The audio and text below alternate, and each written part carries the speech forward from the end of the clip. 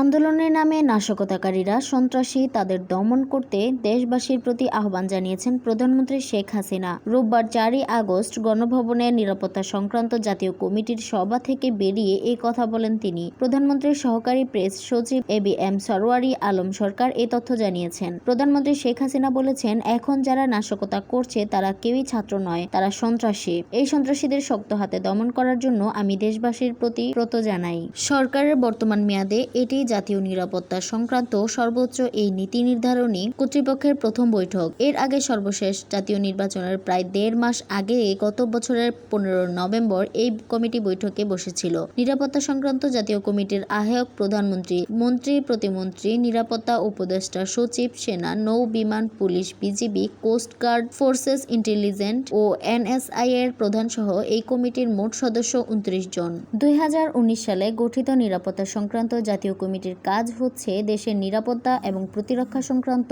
যাবতীয় সমস্যাবলী ও কার্যক্রমের পুনরীক্ষণ, দেশের অভ্যন্তরীণ নিরাপত্তাজনিত পরিস্থিতি মূল্যায়ন ও পুনরীক্ষণ, দেশের নিরাপত্তা সংক্রান্ত বিষয়াদির উপর প্রয়োজনীয় ব্যবস্থা গ্রহণের নির্দেশ প্রদান ও প্রয়োজন বোধে মন্ত্রিসভার জন্য সুপারিশ প্রণয়ন এবং সংশ্লিষ্ট বিষয়াদি। এই কমিটির সার্বিক সহায়তা করে মন্ত্রিপরিষদ বিভাগ।